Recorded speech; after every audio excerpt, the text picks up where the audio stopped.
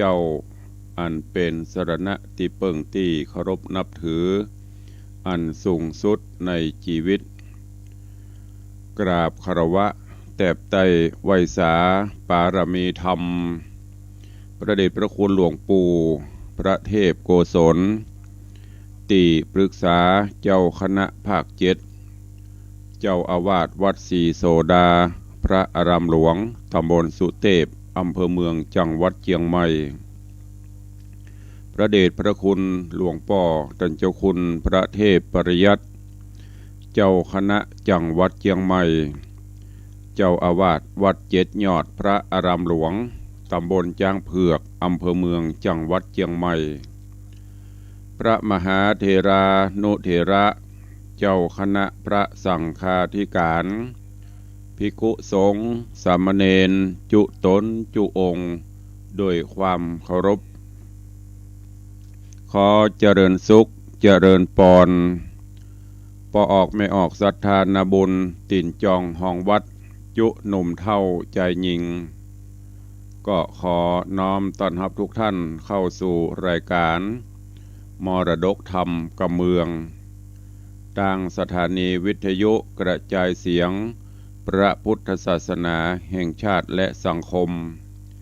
คลื่นเพื่อการศึกษาพระพุทธศาสนาและวัฒนธรรมส่งสัญญาณกระจายเสียงจากสถานีวิทยุวัดฝ่ายหินตำบลสุเทพอำเภอเมืองเชียงใหม่จังหวัดเชียงใหม่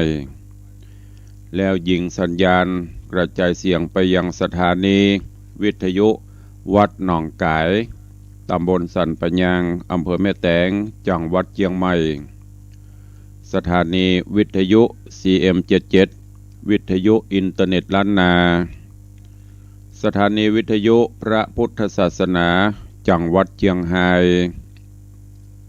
และสถานีวิทยุคลื่นพระพุทธศาสนาและจริยธรรมวัดพระธาตุเจ้าดอยสุเทพในระบบ FM 96.0 เมกะเฮิรตซ์ตลอดจนวิทยุชุมชนเสียงตามสายห่อกระจายข่าวตามวัดตามวาตามหมู่บ้านต่างๆพร้อมกันนี้กราบถวายความเคารพและเจริญปอนต้อนรับครูบาอาจารย์ตลอดจนศรัทธาญาติโยมที่ได้ติดตาม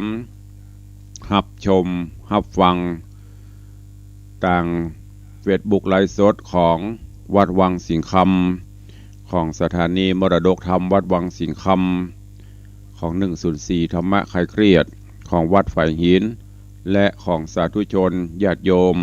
ที่ได้เข้ามาติดตามรับชมแล้วก็แชร์บุญเผยแพร่ธรรมะโดยการกดแชร์ไปสู่ยังกลุ่มเพื่อนๆในกลุ่ม Facebook กลุ่ม LINE กลุ่มช่องทางสื่อสารต่างๆเพื่อที่จะได้สดับรับฟังรายการนี้โดยทั่วถึงกันปากันวันนี้อากาศสดชื่นแจ่มใสเย็นสบายซึ่งรายการนี้กล่าวกับผมอัตมภาพพระครูวิสิทธิ์ศรีลาภรณ์เจ้าคณะตำบลประแดดเจ้าอาวาสวัดวังสิงห์คำตำบลประแดดอำเภอเมืองจังหวัดเชียงใหม่เป็นผู้ดำเนินรายการนำรายการมาพบปะกับทุกท่านเป็นประจำวันละ1 ชั่วโมงตั้งแต่เวลานี้เป็นต้นไปก่อนที่จะได้ฟังน้ำฟังธรรมก็ขอถวายการต้อนรับและเจริญปอนต้อนรับครูบาอาจารย์ญาติโยมที่ได้เข้ามาติดตามรับชมรับฟังกันต่างหน้าจอ Facebook ไลฟ์ต่างไลฟ์สดกันก่อนเนาะแล้วใต้รายการก็จะได้ตักตายพี่น้องอีพ่ออีแม่ที่ฟังอยู่ทางสถานีวิทยุจะได้อูได้จากกันหน้าใหม่กันต่อไปเจริญปอนคุณโยมปัทมาแจมโรกราบนมัสการสาธุติดตามฟังอยู่เนอสาธุอนุโมทนาเนอแล้วก็มีขอถวายการต้อนรับท่านเจ้าพระครูสิริวชิโรภาสสาธุกราบครูบาในวังวันพัด ช่นกันนะครับเนอะกราบถวายการต้อนรับถวายความเคารพท่านเจ้าตัวเองเจริญปอนคุณโยมชนจันทร์ซอนคำกราบสาธุเจ้าเจริญปอนเจริญปอนพี่หมอมัทนาอัมพันธ์กราบไหว้สาเจ้าหลวงพ่อท่านพระครูสาธุเจริญปอนเนอะเจริญปอนพี่นันจรันปิยะจันทร์พี่นันล่าโดยซิวสังกะแปงกราบไหว้สาครับตุลุงเจริญปอนเนอะถวายการต้อนรับหลวงพ่อท่านพระครูสถิตเจติยรักษ์ท่านเจ้าคณะตำบลแม่แฝกเจ้าอาวาสวัดเจดีย์แม่ครัวกราบไหว้สาครับผมเช่นกันเนอะขอกราบถวายความเคารพตัวเองเจริญปอนโยมเพชรอยู่ประเทศอังกฤษที่อังกฤษเวลานี้กี่โมงจ๊ะหนาวก็อยู่ตังปุ่น เจริญปอนคุณโยมทองคำทิวงคำกราบไหว้สาเจ้าอากาศวันนี้เย็นเจ้า มันถึงเย็นแต่ว่าก็เย็นเนาะแต่วันนี้ก็มอกม่วนนี่เด้ออยู่ในห้องนี้จะมอกพอให้พอดีโยมเพชรบอกว่ากราบไหว้สาเจ้าเจริญปอนเนอะเป็นกำลังใจอยู่ประเทศอังกฤษกึดถึงน้ำพริกแห้เมืองไทยพวกเนอะจะไปลืมน้ำพริกแห้เจริญปอนคุณโยมจรันสุทธาเนอะโดยแต่นพระผาหลวงตะวาได้รับแจ้งจากคุณโยมเพิ่นว่าจะรวบรวมเจิญจวนญาติธรรมตั้งองค์พระป่ามาช่วยในการสมทบสร้างห้องปลดทุกข์ก็ขออนุโมทนาล่วงหน้าเนอะก็ช่วยกันไปคนละไม้ละมือดีใจถ้ามีอย่างอี้หลายๆกลุ่มญาติโยมศรัทธาที่ฟังกันช่วยกันจะอี้นะโอ้จะปันแล้วเนอะขอบคุณกับคุณโยมจรันสุทธาตัวเนอะส่วนจะได้วันใดจะได้นั่นก็ก้อยเมตตาแจ้งมาเฮืออาตมาเฮือตุลุงตัวเองเจริญปอนคุณโยมลักษณะเกตดีกราบไหว้สาเจ้าธรรมพระครูสาธุเจริญปอนคุณโยมจันฉายแปลงหลวงกราบสาธุเจ้าแล้วก็เจริญปอนโยมปี้จงรักมีงานใจสถานเจดีย์เก้ายอดเจริญปอนต้อนรับโยมปเลี้ยงธนวัฒน์แม่เลี้ยงทัดพิชาสุสิงคำปเลี้ยงบอกว่ากราบไหว้สาเจ้าไหว้สาครับยามเจ้าตีนฟ้ายกดีใจจะได้ฟังเสียงดีใจที่ได้ฟังเสียงสวดมนต์ วันนี้มาแปลกมาใหม่ สลับกันพ้องเนาะฟังเพลงก็หลายเตื้อละก็เลยเอาธรรมจักรพ้องสวดมนต์จะได้เป็นกำลังใจและก็เป็นสิริมงคลในยามเจ้าตัวเป็นกำลังใจพอเลี้ยงไม่เลี้ยงตัวเนอะอันนี้ได้เข้ามาติดตามรับชมรับฟังในวันนี้ตัวก็เดียวพี่น้องที่ฟังตั้งบ้านตั้งจองก็ก้อยอู้จ่ากันเนาะจะไปน้อยจ่วยเนอะ ไปว่าตุลุงตักกับหมูหน้าจอก็ตักอยู่ส่วนมากตั้งหน้าไม้จะค่อยเงียบเหงาไปเมื่อใดก็จะได้ยินเปิ้นฟังตุลุงแต่เปิ้นบ่โทรก็ค่อยอู้ค่อยจ่ากันก็โทรเข้ามาเป็นกำลังใจกันเนาะตอนนี้ไปก็ฟังน้ำฟังธรรมหัวใจของรายการเดี๋ยวก่อนแล้วก็ใต้รายการเฮาก็ก้อยมาพบมาปะมาอู้มาจากันหูกฟ้าแมงคานขับขานต่อแล้วเด้อจุกจื้อกืออยู่ได้หลายวันวันนี้รู้สึกเสียงอย่างก็โน้ตบุ๊กจะสว่าอย่างม้วนเนาะปล่อยมันเป็นปนไปตั้งอกตั้งใจเอาหัวใจของรายการเดี๋ยวก่อนฟังน้ำฟังธรรมเรื่องราวของหูกฟ้าแมงคานขึ้นมาถึงภูเก้าในตอนที่แล้วก็มาถึงตีโปธิสัตว์เจ้าแมงคานแล้วก็รามะฟังไปเพราะว่าเปิ่นยกเอาพรหมจารีคือกับพญากาบฟ้าปฤาษีก็บอกเข้าใจไปนะลูกเนอะถ้าลูกไปจ้าแล้วจะเสียงานก็เดียวก็จะไปเป็นของเปิ้นเนอะตอนนี้เปิ้นจะยกกันไปที่เมืองของกาบฟ้าแล้วนะพอได้ยินอย่างอี้ก็ฟังเอาของวิเศษสปายตึงธนูตึงอย่างไปพอดีไปถึง ก็ไปเขียนจดหมายก้อมใจฮือเขาเอาไปฝังเอาไปฮือกับต่างพรหมจารีพรหมจารีได้หันจดหมายก้อมหูว่าสามีตยมาถึงแล้วลูกฝังหยุดก่อนบ่ไปทางใดเตื้อจากนั้นต่างพรหมต่างหูกฟ้าก็ได้แสดงอิทธิฤทธิปาฏิหาริย์ยิงตึงธนูยิงอย่างขึ้นปดตกปุ่มต่ำตุ่มต่ำเหมือนอย่างเสียงฟ้าแมบฟ้าห้องฟ้าผ่านี่เป็นตีตกอกตกใจตึงหมู่เสนาอมาตย์ของพญากาบฟ้าตลอดจนตั้งบริวารต่างๆกับปดตกแตกกระเจิงกันไปคนตีคนต่างกันนะแล้วก็ตั้งพญากาบฟ้าก็ล้มหายตายไปกับนี่ยิ่งหัวหน้าตายลูกน้องมันก็จะไปมีขวัญจะได้เนาะอย่างเปิดไปออกทัพออกซึกถ้าแม่ทัพมีอันเป็นไปและรับรอง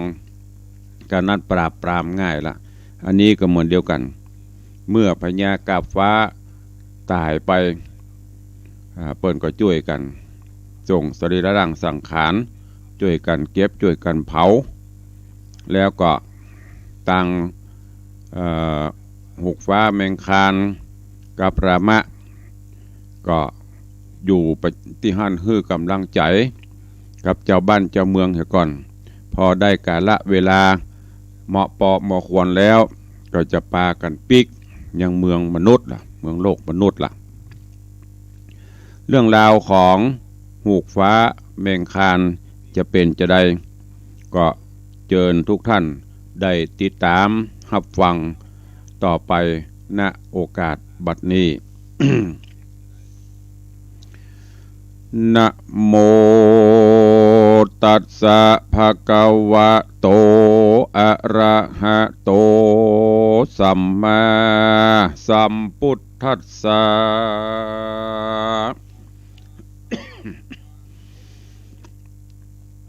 สาธโวฟังลาโสตุจนะสัพปุริสะตังลายตั้งยิงและใจหนุ่มเทาที่ได้ปากันเล่าติดตามทอมทาดาฟังยังรัศธรรมเตสนาหูกฟ้าแมงคานลำดับการมาแถมแล้วเราขอเจิญศรัทธาตั้งหลายหนุ่มเทาจุงตั้งจิตใจเราทำทาดาฟังต่อไปนานี้แหละนาตามมาทางปะกาเสนโตสัทธาอาหะสัทธาอันว่าสัพปัญโยตนเป็นครูแก่โลกจักไข่อาโภกบาลีโบสหลังมีไปแจงพระจริงแสงเตสนาเป็นบาลีกถาวาพรหมรัตถังสามุขขันตวาสุริโยมหาเตโจสุรุจีโกลังหาลังจาตังอโหสิติดังเนภิกขเวดูราภิกขุตั้งหลายตนทะรงสินใสวิโรธยามนั้นโสดอันว่าพระสุริยาอันมีรัศมีเข็นกรายามนั้นฝูงเจ้าประจานราชในเมืองเกียวอาจแทนพรหมเขาอภิโรมความเขือกเสียงดังเกิดเป็นอันหนึ่งอันเดียวกันเสียงอันนั้นลือดังไปพับเขตห้องตัวประเทศตอ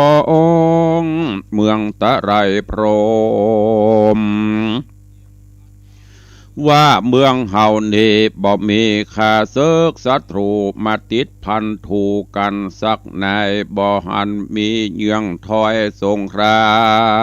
มบัดนี้ก็ปล่อยมามืดมัวดำตามต้องเตดพับตัวห้องเขตเมืองตะไรพรหมหมอกเหมยก็ตกลงไหลจะจืดบดมัวมืดเหมือนดังเข้าน้ำใน เหมือนดั่งเขาทำพอบหันแหล่งกำต่างได้ส่วนอันว่าเจ้าเมืองแทนแม่นป้อยมาตายกองกันอยู่เมื่อก่อนกีบ่เคยหันมาบัดนี้ก็ยินมาสังกาหาใจบ่อน้อยในยามเมื่อสายตะวันเป่งปล่อยส่องแสงเรื่องมาเจ้าเมืองปาราแทนพรหมตั้งหลายเขาก็พันภายตื่นตองเมาปั่นป่วงสังกาใจยามนั้นพญาตะไรพรหมตาวราชฮือมาช่วยกันเพียวเลิกซากส่งสักการฮือนำเอาศพผีแม่นตั้งหลายออกไปตอดตีฝั่งน้ำจอดกงกากันว่านำศพผีตั้งหลายไปขว้างสำเร็จบัวระมวลแดวเต้าก็เหือปัดเพียวถากทางแป่งห่างแต่งยางสี่แจงเมืองคำเสนาหน้านำบ่อนน้อยก็ปากันกระตำหือมดใส่ดีงามบ่อสาวตามดั่งกรรมพระบาทเจ้าหากสั่งใจจูประการก็มีและนาตีนี้จักจะถึงอย่างเจ้าบุญเรืองแมงคันเจ้ากับเสนาเก้ารามเสนาอันอยู่บนเวกหาอากาศก็แลหันหมู่เศษนาอำมาตย์มนทีตั้งเจ้าฟุงเจ้าปุรีและพญากาฟ้านอนตายขวมนากองการส่วนพญากาฟ้าก็ตายความนาเมื่อมอนย้ำนั่นพระภูธรแมงคานกันเสนาหารสหายแห่งเจ้าจริงได้หูว่าภาพแป้หมู่เหล่าเจ้าเมืองแทนแม่นเตียงเตาพระมหาสัจเจ้าจริงจวนเอายังรามเสนากู้แก้วกากาดแก้วจากบนอากาศสยองยัวเรียญาติลงสู่ปัปปตาเป็นดอยปูผาเถื่อนทำกันสองพระบุญนามการส่องพระบุญนำลงมาแล้วก็กากาดแก้วเข้าสู่ธรรมกูหาแล้วอาบน้ำจำละกายแล้วเกตเก่าโดยน้ำอุทลาวิเศษอันมีรสวิเศษหอมกายน้ำนั้นไหล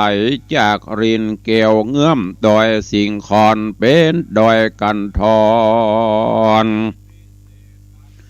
แห่งเมืองฟ้าเขตแดนแหล่งดาเมืองตะไลพรมเป็นน้ำอุดมเหลือไหลแลไหลพับแผ่ติสะโหนขวาอากาศิสาไหลมาจากดงดอนน้ำมาก่อนจือว่าภูสะหุมขะอูบแก้วเมืองคำนาตีนำช่วยตองตีฟองลั่นห้องธรณีเย็นใส่ดีโจมจื้ออื่นสัมปติยื่นมากลายอ่าน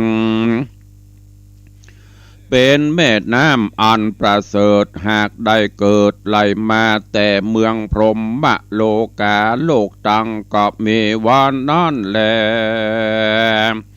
เตวะสหายโยยามนั่นอันว่าสองเจ้าสหายคำคือว่าพระบุญภายและเสนาหนุ่มน้อยได้อาบน้ำจำละกาญาตนแล้วสองพระนอแก้วก็จวนกันไปไวพระจอมทันป้อละสีเจ้านบขาบเต่าปาตา ว่าตาตาคาแดมบ่ราศีเป็นเจ้าต้นมีกุลมากเราอนันตาบัดนี้สองบุตรตาลูกเต่าขอนบขาบไว้วันตายังป้อปิตาเป็นเจ้าอันว่ากิจอันสองข้าบุตรตาได้กระทำมาก็เสร็จเมียนแล้วและป้อราศีว่าอันตาปะโสยามนั้นส่วนอันว่าพระมหาราศีตนระรงสินดีบ่เศร้าได้ยินกำลูกเต่าตั้งสองมาใครจะเจ้าก็มีเมตตาคุณนาไฟยังสองลูกขิ้นเคือนอกระสัตราโดยใจปิญญาเย้าจมจืนพระจริงกล่าวคันตอบถอยวัตโตปัฏฐาญะเตวะราชาปุตตานัตถิทุกขาดังนี้ดูการาเจ้าแมงคานพร้อมโดยเสนาหันเต่าไทยตั้งแต่วันนี้ไปเมื่อนาขอฮือสองเจ้าฟ้าชื่นเจยบานมีความสุขเจียงคานวิลาศญะสะอาดลือเรืองได้นั่งแต่นคำเหลืองวิเศษจุงมีเตจะเดชดังพญาอินตนสะเวยเจียงจินผาปลากินแหล่งดาเมืองสวรรค์นันเตะลูกเฮยว่าอันแล้วพระราศีเจ้าก็หือสองนอนนาวไปยังบนศาลาวาดดูราลูกหักดังสองบัดนี้เจ้าก็มาถึงทองศาลานี้แล้วขอฮือสองนอแก้วไปยังอยู่ที่ปันนศาลาอันว่าหน่วยไม้ผ่านลาก็มีพร้อมแล้วเฮือสองลูกแก้วจูงเลือกกินเอาตามใจแห่งเจ้าเตอะก็มีวันนั้นแหละนะตั้งสุตัวยามนั้นพระมหาสัจเจ้ากันเสนาเก้าแห่งตนได้ยิน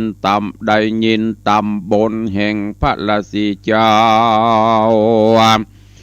ตนป้อมาตันต่อเจียนจาก็ย่อมือสากราบไหว้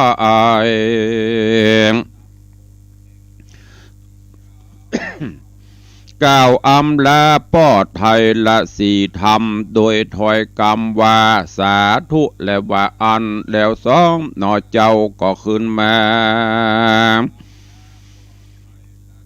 สู่ปันนาศาสลาอันตนเคยมาอยู่ปางก่อนก็มีวันนั้นแลเต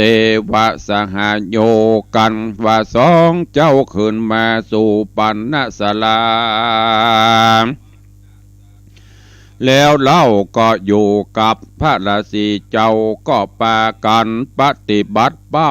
มเริญอุปถากทวน7 วันล่วงแล้วหากเป็นสังฆญามหาสาโตปิส่วนอันว่าเจ้าแมงคานมหาสัจเจ้าก็ลำเปิงหาย้ำนอดเดาพรหมจารีอันเป็นอากะมเหสีแห่งตนนอตัสสะโปนแก้วไทยก็เข้าไปไหวพระราศีธรรมโดยกรรมว่าข้าแด่ปอราศีเป็นเจ้า ผู้ฆ่าลูกเต่าตั้งสองขออำลาเข้าไปสู่นักราเมืองใหญ่แห่งเต่าไทยตะไรพรหมว่าอานยามนั้นส่วนว่าเจ้าราศีก็จะกำดีตอบถอยว่าตาตะ ดูราเจ้าลูกน้อยแมงคันกันว่าเจ้ามักไรไปเอวสะทานต้องเตดอันเป็นห้องเขตเมืองตะไรพรมกูป้อกระปงอนุญาตปันฮือไปตามกรรมอันเจ้ามักไฟของเจ้ารีบไปดีเตอะเนออันดึงดูกาลาเจ้าแมงคานลูกเต่าการที่เจ้าจักไปสู่หนใดนั้นเล่าขอฮือเจ้าได้ร่ำเปิงหาว่าในโลกาโลกห้องเตียวตามต้องต่อและลักอันว่าเสียนนามนันจักมาปักเสียเปอเจ้าอย่าได้เปิ้งเงอดูได้แต่เนิมการว่าเจ้าเข้าไปแอวแล้วเฮอเจ้าลูกแก้วป้อก้อยเล่งแยงแย่เมื่อเจ้าจักยกย่างใหญ่เฮอเจ้าก้อยคายเตียวจอนเดเตอวันนั้นแลกะมาทางปากาเซนโตโอโอโอโอสัทธาอาหะสัทธาอันว่าพระสัพปัญโยตนเป็นครูแก่โลกจักไข่อาโภคบาลีบทหลังมีไปแจงพระจริงแสงเตสนาอัฏฐะไปหลังอติตังล่วงแล้วฮือพองแผ่วหมดสายพระจริงไขอัฏฐบาทว่ากุศลสูตเตเสหิทิติญาทัลละหาญะอวัตถิตัฏฐาพญพีรุดาญะจานะกะละขังสินังวัสมาคามิมหะเสสะโสธิภาโวมหาตาพะเยนะเมดังนี้การบ่ประมาทลาซาจักเป็นหิตาประโยชน์แก่คนปฏิบัติตนดีแต่โสดนำนาเป็นดังลูกพญาปาลานะสีปังก่อนอติตากาละลวงแล้วเหิงนานยังมีนอเจียงคานลูกพญาปาลานะสีตามน้ำมีบอกไว้ว่าเจ้าหนอไทยสิริราชมีในกาละวันนี้จักเดินยัวริญาตไปสู่เมืองตะกะศิลาอันเป็นนักการาเกี่ยวกวางพระนอดลาเดียวจอนไปตามดงดอนดันกว่าอ่างลัดด่านจ้างเสือสิงหมู่กระดิ่งโทนเป้าเปิบเสือเท่าเมิบนอนเฟยยามนั้นยังมีนางยักษ์ขีนีอันอาสะไหลอยู่ในดงป่ากว้างนั่งก็มาแต่งสร้างแปลงศาลา ประดับประดาโดยดอกไม้งามแต่ใบนำนาเพื่อจักลวงคนเตียวกลางป่าดงเศร้าหือได้เข้าไปยังเศร้าการผู้ใดเข้าไปสู่ศาลาแล้วผู้นั้นบอกแก้วจักรอดไปไหนหากจักเป็นอาหารลำอิ่มต้องแห่งยักษินีตนดิลีส่วนอันว่าเจ้าสิริราชบอดได้เข้าอำนาจแห่งนางยักษินีเจ้ามีสติตั้งมันบ่ไหววันเฟื่อนคอนตั้งอยู่ในกำสอนแห่งนักปราชญ์เจ้าจริงมีความสุขเลี้ยงเต่าโป้นจากภัยมาอันจากแม่ผ่านตนเจ้าก็มีแลตีนี้เจ จักจ่าถึงยักษ์เจ้าบุญเรืองโพธิสัตว์เจ้า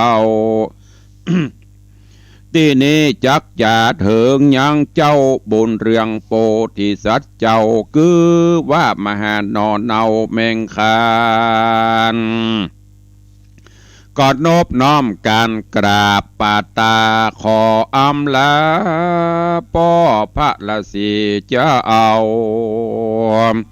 ก็ย่ออันจุลีใส่กล่าวว่าสาธุดีและว่าอันข้าแด่ป้อละสีข้าหากยินดีแต่ใส่ยังโอวาทไทยคำสอนอ่านว่าพระอันป้อละสีกล่าวกรรมบวรวิเศษข้าลูกจะเก็บเมียดไว้มโนตวันแล้วเจ้าก็นมัสกา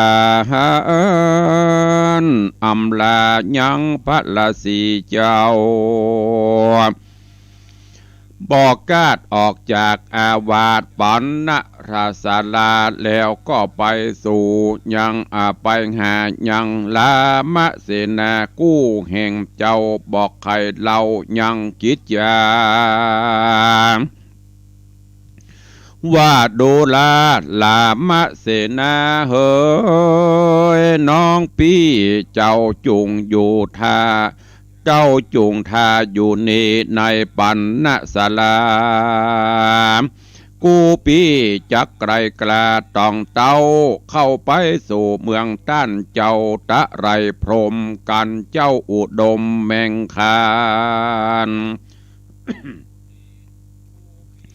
ได้จากขานสั่งแล้วพระนอแก้วแมงคานก็สูบสอดเครื่องอลังการไม่เมาไม่มาแล้วสบายแล้วสบายดาบกลากันใจอันงามใสผาเสดอันได้เกิดมากับบุญยามนั่นนอบุญมีเป็นเจ้าเอาก็เหาะต้องเต่าไปลวงอากาศยามเดียวก็ไปรอดผาสาดเกี่ยวห่อแสงยามเมื่อตะวันแดงต่ำแล้วพระนอแก้วใจแข็งรีบขึ้นไปสู่ภาษาเมียแปลงน้องเนาว่าโดราเจ้าพรหมจารีเฮยบ้านนี้นาเลยกูปี้ก็มาหลอดแล้วขอฮืบเมียแก้วจูงออกมาวายหับเอาจอมใจผัวแห่งเจ้ากาละบัดนี้เล่าก็ค่ำนำนาพระกูปี้เตียวมักกาเยาวยันไก่อันอยู่ใต้โลกจุมปูขอฮืดนางสลีบุญจูนาดน้องอันอยู่ในห้องเมืองตะไรพรมมาจุงมีใจโจมจื่นข้านิ่งฮือทีเถิงตัวปี้อายนี้นาหากยอมหาดนางแด่ทลาว่าอันตะตาพรหมจาริปิยามนอนส่วนอันว่านางพรหมจารีนอจันได้ยินกรรมมากล่าวดังอันนางก็ยินสังกาใจเพราะนางบอกเคยได้ยินไผมากล่าวนางสารีบุญจูจริงจากกำไปตอบตาว่าเป็นเจ้านอนลาเมืองไหนป้อยมาจากกำยายติดต่อหรือว่าบ่อผ่านยานโตนป้ออันจาตินานนอโปธาเป็นเจ้าจริงตอบเล่ากำไป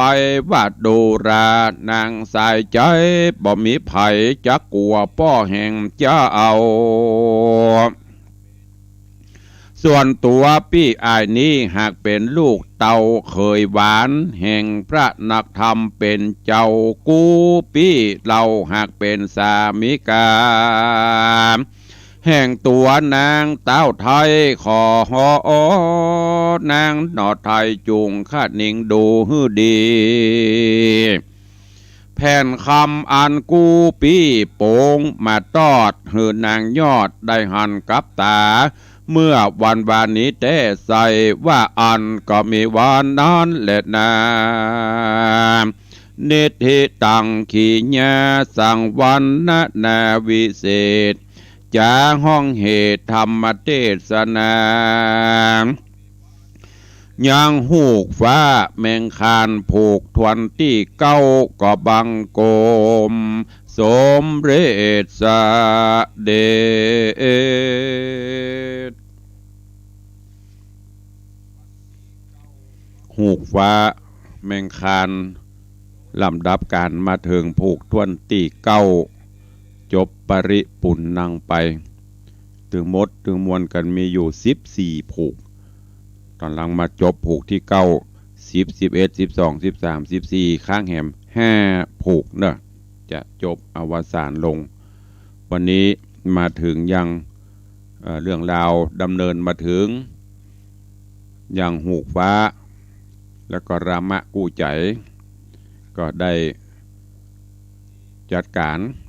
กับกาบฟ้าปอพญากาบฟ้าตลอดจนเรื่องต่างๆผ่านไปด้วยดีโดยบารมีศีลธรรมแล้วก็โดยของวิเศษที่ป่อฤาษีธรรมได้มอบให้ว่าจะเป็นดาบสลีกันใจว่าจะเป็นธนูด้ามแก้วของวิเศษแล้วในตอนนี้ก็เรื่องราวต่างๆในเมืองตะไลพรหมก็สงบลงโป่งศพพญากาบฟ้าเป็นที่เรียบร้อยก็ถึงสองก็ได้ปิกมายังอาสลมปอฤาษีมาไหว้มาสามารายงานผลปอฤาษีก็ก็เป็นบุญบารมีของเจ้าถ้าไม่ได้สร้างบุญญาบารมีมันก็จะบ่สำเร็จ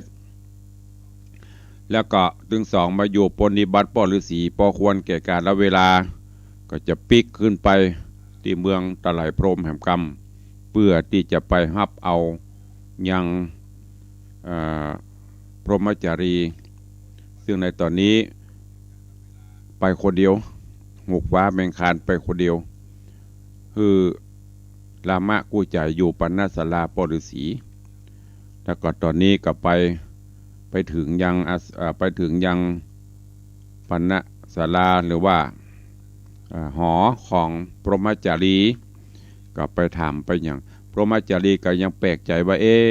เสียงนี้มเคยได้ยินเสียงนี้มเคยได้หันกำเตื้อมันเป็นภัยที่ไหนก็ถามไปต่างรามะต่างอันหูกฟ้าก็บอกว่าโอ้เสียงนี้มันเสียงไหนเสียงตุปี้เสียงกุปี้อันเป็นสามีของเจ้านั้นแหละที่อยู่เมืองตะไลเมืองโคนบนก็เคยได้หันแล้วก็ลองพอแล้วแผ่นตองจะเลือกที่มอบให้เขามาฮื้นอันน่ะของปี้ของเจ้าปี้เปิ้นกำลังสนทนากำลังอู้จ๋าบอกที่มาที่ไปกันอยู่ก็มาถึงที่นี่เวลาหมดจบลงพอดีก็ให้ติดตามฟังกันในตอนต่อไปเนอะในเรื่องของหูกฟ้าแมงคานจะเป็นจะได้วันนี้ก็โป่งวางไว้แต่เพียงเต้าอี้ก่อนเนาะเวลาเขาก็มีน้อยก็มีข่าวดีมาแจ้งฮื้อกับญาติโยมศรัทธาคนเฒ่าคนแก่ก็ลุ้นกันได้ยินข่าวแว่วๆสถานีเพิ่นจะลดกำลังส่งสถานีเพิ่นจะปรับนั่นปรับนี่แต่ว่าได้มีข่าวแจ้งว่าในตอนนี้ทางเจ้าหน้าที่ฝ่ายเกี่ยวข้องเพิ่นก็กำลังอยู่ในระหว่างระงับไว้ก่อนรอไปจนถึงปุ่นประมาณปี67แฮมซอง3 ปีต่ออายุยืนยาวกันไปสถานบุญอีป่ออีแม่ผู้เฒ่าผู้แก่ก็ดีใจกันแล้วเนาะจะได้ฟังกันยาวไปอยู่พวกเพิ่นจะไปถึงประมาณปี65 66 67ก็ถ้าเป็นร่างข้อระเบียบต่างๆออกมาเขาก็ก้อยว่ากันแถมกันเนาะนี่ก็เป็นข่าวดี นำมาแจ้งให้ญาติโยมศรัทธาเฮาตัวแล้วก็ มีข่าวแจ้งเชิญชวนญาติโยมเด้อตั้งแต่วันที่7ถึงวันที่13กุมภาก็เชิญร่วมงานพระราชทานเพลิงศพหลวงพ่อธรรมประครูโอภาสวิหารกิจอดีตรองเจ้าคณะอำเภอสันทรายอดีตเจ้าวาดวัดสันขยอมเด้อเพิ่นจะมีพิธีบำเพ็ญกองกลกุศลออกเมนพระราชทานตั้งแต่วันที่7 8 9 10 11 12 13 7วันที่13เป็นวันพระราชทานเพลิงศพก็เชิญเจริญพรญาติโยมทุกท่านได้ไปร่วมกันเนอะวกเข้ามาในส่วนของต่างวัดวังสิงคำอย่างที่ตุลุงได้เชิญได้จวนได้บอกไปในการสร้างห้องปลดทุกข์ห้องน้ำห้องสุขาวดีใครผู้ใดได้ร่วมสร้างก็จะมีความสุขหมดทุกข์หมดโศกเนอะก็มีญาติโยมญาติธรรมที่เข้ามาติดตาม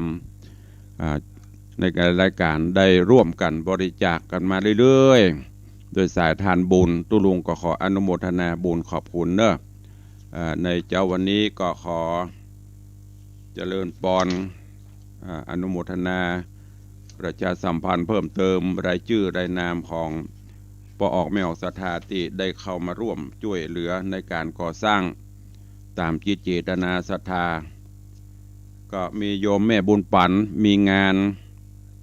ใจสถานเจดีย์9 ยอด ร่วมโมทนาบุญ500 บาทปอมานพขันคำพร้อมด้วยลูกหลานอย่างเป่า100 บาทกราบขอบพระคุณในเมตตาปรมีธรรมของท่านเจ้า ท่านพระครูปรัตน์นันทวัฒน์เจ้าอาวาสวัดประแดดตำบลประแดดอำเภอเมืองจังหวัดเชียงใหม่มีกุศลและจิตเจตนาศรัทธาร่วมเป็นเจ้าภาพ โถชักโครก1 ตัวจำนวนเงิน 10,000 บาทก็กราบขอบพระคุณในเมตตาปรมีตัวเองขอบคุณโยมแม่เอ้ยคำโปธาร่วมทำบุญ500 บาทโยมแม่จันเปงนามสกุลอย่างว่าเนอะนี่เพิ่นเป็น FC ใน Facebook ด้วยนะ200 บาทแล้วก็มีโยมปี้จันฉายอาจหารโยมปี้วรพรใจขาวแล้วก็มีโยมแม่ผันสนธิกุลรวมถึงหมด 1,400 บาทโยมแม่เกียงคำคุณพระศรีลาจังกำ200 บาทแม่เทียมตาศรีวิชัยอยู่วาสปะตอง400 บาทอันนี้เพิ่มเติมมาเนอะแล้วก็มีป่อสิงแก้วแปลงแสง200 บาทโยมชัญญาแส่เฮง300 บาทโยมบุญช่วยโยมพิสมัยอุ่นตะ500 บาทอันนี้เพิ่มเติมจากที่ได้ประกาศไปแล้วขอบคุณอนุโมทนาบุญตัวเองท่านผู้ใดจะร่วมเป็นเจ้าภาพแยกเป็นส่วนก็ได้เนอะตะวานี้ ได้ไปสอบราคาที่ร้านโฮมโปรสุขภัณฑ์ก็ได้ไปเช็คดูราคาโถส้วมก็ดีอ่างล้างหน้าก็ดีตลอดจนอุปกรณ์ต่างๆแยกออกมา เป็นส่วนตลอดจนกระเบื้องที่เขาจะปูห้องน้ำก็ตารางเมตรละ500 บาทกล่องนึงกล่องละ500 บาทโถส้วมนิตวาไปดูราคาก็มีก็อย่างที่ตุดวงบอกแปลงตึงเตื้อก็เอาอย่างดีไปเลยไม่ใช่ดีสุดล้ำกันหน่อยถ้าดีสุดล้ำกว่าปโต้20,000 30,000ก็กล้าโถส้วมบ่ได้ก็เอาราคาประมาณ 8-9 พันหรือ10,000เนี่ยที่ตุลุงได้บอกไปเป็นฟักบัวเป็นอย่างนี้ก็แยกเอามาเป็นสแตนเลสเป็นอย่างดีแต่งแล้วก็ให้มันดีถ้าเขาเอาอย่าง200-300 500มาใส่วัน2 วันก็รู้แล้วได้เปลี่ยนใช่ไหมก็เลยกึศจะได้ว่าไหนได้แปลงแล้วก็แปลงให้มันดีๆให้มันงามๆเปิ่นเข้าเปิ่นก็ได้สะดวกสบายนั่งสบายปลดทุกข์แล้วก็จะได้ถึงสุขาวดีเย็นสบายโล่งสบาย ดังนั้นก็เชิญชวนเนื้อครูบาอาจารย์เขาตัวมีจิตเจตนาใครร่วมสร้างบารมีธรรมในการสร้างห้องปลดทุกข์เขาจะได้หมดทุกข์กันหมดก็เมตตาบารมีธรรมตัวก่อนที่จะได้เปิดหน้าไมค์ก็ขอเข้าไปต่อตะกี้เนาะ ตะกี้ก็มีญาติธรรมเข้ามากันตักตายตะกี้ตึกตีโยมปอเลี้ยงธนวัฒน์ก็มีคุณโยมยุทธนาจ้างซอกำลังเข้ามาชมกราบไหว้สาครับเจริญปอนเนอะปอเลี้ยงธนวัฒน์บอกว่าโอ้ดีใจตัวทำพระครูบารมีจะได้พระป่าดีใจตัวก่อนนี้คุณโยมจรัญสุธาโดยแต้นพระผ่าหลวงเปิ้นแจ้งมาก็ได้รับทราบแล้วแต่ว่าเปิ้นจะมาวันไหนวันใดนั้นยังบอกฮู้เตื้อเปิ้นจะได้แจ้งมาคือทำกรรมเนาะนี่ก็ขออนุโมทนาบุญตัวเองกับคุณโยมจรัญสุธาเนอะถ้าจะช่วยอย่างที่บอกว่าถ้าช่วยก็จะนี่มันจะได้ง่ายแล้วก็จะได้เสร็จกันรวดเร็วตัวเองก็เจริญปอน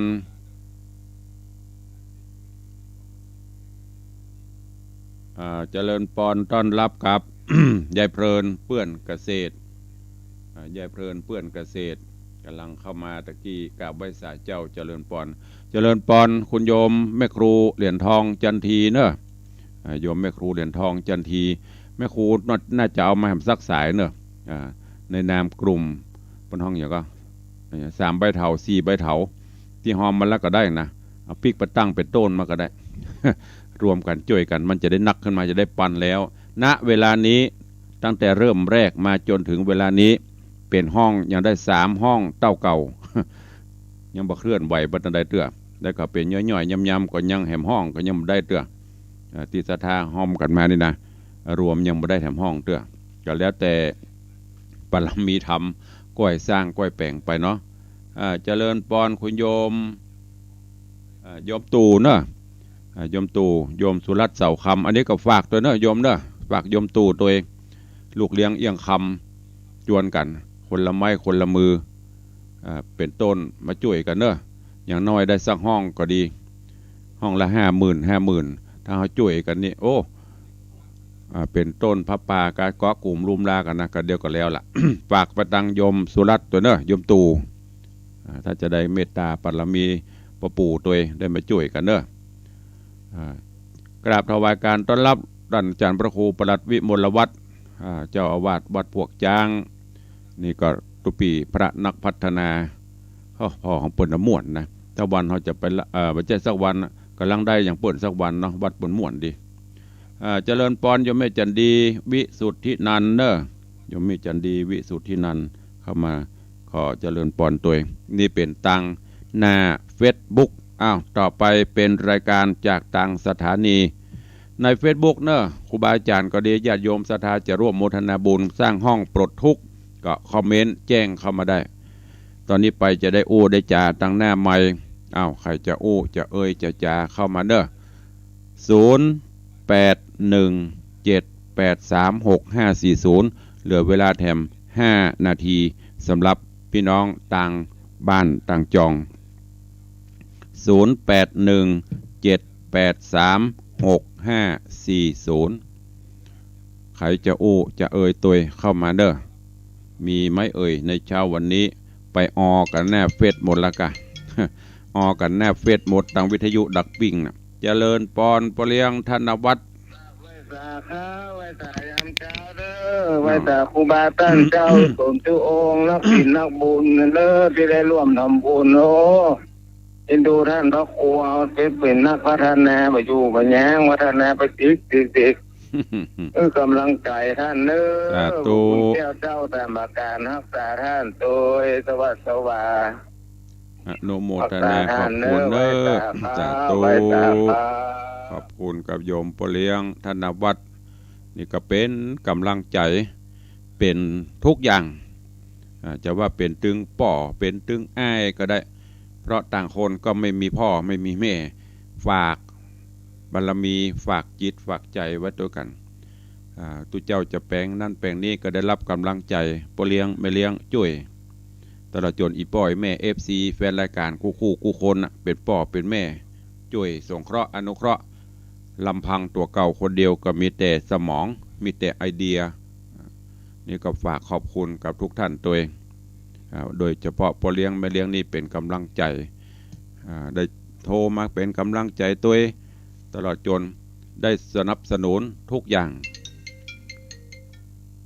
แม่เลี้ยงปะไหนบุบลุกตะการวันนี้ดักปิงเจริญปอน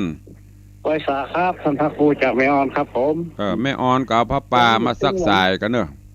ครับผมเราจะไปไข้หัวนะนี่อูเต้น่ะครับผมช่วยกันไอ้จะมันตึงได้จะไปว่าบ่ได้ไม่มีอะไรที่มนุษย์ทำไม่ได้ถ้าว่าจะทำเนอะถ้าเฮ้อมันก็ไม่ได้ช่วยกันคนน้อยเฮา100คนนั้น50คนนี้20มันก็เป็นต้นแล้วหรอครับผมครับถ้าว่าจะทำนะถ้าบ่ทำจะได้มันก็ดึงบ่ได้พอพวกเขาสูงสุดยอดบนคนจะขึ้นไปได้ไม่เหลือบากกว่าแรงฝากไว้ตัวเด้อครับผมครับขอบพระคุณล่วงหน้าเด้อจะเลินปอนฝากไว้ตัวเอายมแม่ประณีเจ้าตั้งต้นพระปามาเหมือนเปิ้นดีก้าดีมากเลยมาได้เจ้าก็พร้อมมาได้ก็ได้ไม่ได้จำกัดของไผ่พร้อมกับมาเรื่อยๆของแม่มีหั่นทุนละหมื่นแล้วเหรอฮะแม่ก็บอกไป